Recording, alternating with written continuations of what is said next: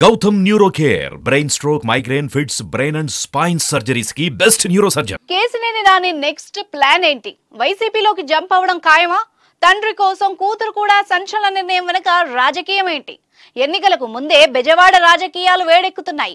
Vijayawada TDP MP అభ్యర్థిగా కేసినేని చిన్నిని ప్రకటించడంతో ఒక్కసారిగా బెజవాడ పాలిటిక్స్ హాట్ గా మారాయి. పార్టీ నిర్ణయంతో గుర్రుగా ఉన్న తాజా ఎంపీ కేసినేని నానిలో అసంతృప్తి జ్వాల మొదలైంది.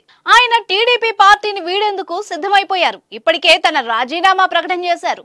తన ఆఫీస్లో టీడీపీ జెండాలు బ్యానర్లు తీసేసి పక్కన పడేశారు. తాజాగా ఆయన కుమార్తె కేసినేని శ్వేత కూడా తండ్రి బాటలోనే నడవడం రాజకీయంగా తీవ్ర చర్చనీయాంశమైంది. విజయవాడ కార్పొరేషన్ లో 11వ డివిజన్ కార్పొరేటర్ గా కొనసాగుతున్న శ్వేత కార్పొరేటర్ పదవికి టీడీపీ సభ్యత్వానికి రాజీనామా చేస్తున్నట్టు సోషల్ మీడియా వేదికగా ప్రకటించారు. 2014 ఎన్నికల సమయంలో తండ్రి ప్రచారం కోసం శ్వేత అమెరికా నుంచి వచ్చారు. తండ్రి ప్రచార బాధ్యతల్ని తలకెత్తుకున్నారు. ఆ ఎన్నికల్లో తండ్రి విజయంలో కీలక పాత్ర పోషించారు శ్వేత.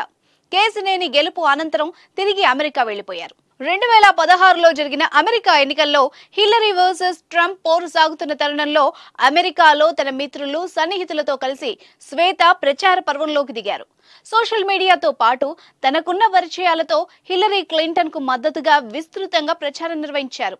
ఆ ఎన్నికల్లో హిల్లరీ ఓటమి పాలైన శ్వేత ప్రచారం ఆమెకు డెమోక్రాట్ వర్గాల్లో మంచి పేరు తెచ్చిపెట్టింది. ఆ తర్వాత ఆమె తిరిగి ఇండియా వచ్చేశారు. రాజకీయాలపై ఫోకస్ చేశారు.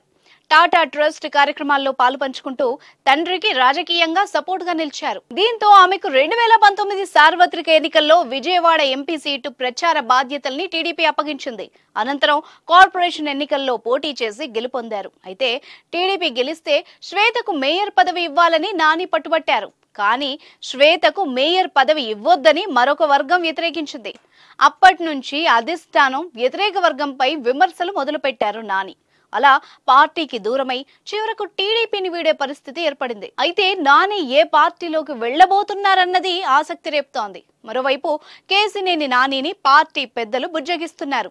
అయితే నాని మాత్రం ఎక్కడా తగ్గలేదు. తన రాజీనామాపై మరో ఆలోచన లేదని చెప్పినట్టు సమాచారం. అలాగే తిరువూరు సభకు ఆహ్వానించినప్పటికీ ఆ ఆహ్వానాన్ని తిరస్కరించారు. దీంతో కేసినేని నాని రాజకీయ నిర్ణయం ఏంటి అన్న దానిపై ఉత్కంఠ నెలకొంది. ఇండిపెండెంట్ గానే పోటీ చేస్తారా లేక వైసీపీ పార్టీలో చేరతారా అన్న విషయం తేలాల్సి ఉంది. ఇక సంక్రాంతి తర్వాత తన రాజకీయ నిర్ణయాన్ని ప్రకటించే అవకాశం ఉందని తెలుస్తోంది. అయితే కేసినేని నాని మాత్రం వైసీపీలో చేరడం దాదాపు ఖాయమని పొలిటికల్ సర్కిల్స్ లో జోరుగా చర్చ సాగుతోంది. మరి బెజవాడ రాజకీయం ఎలా మలుపులు తిరుగుతుందో చూడాలి.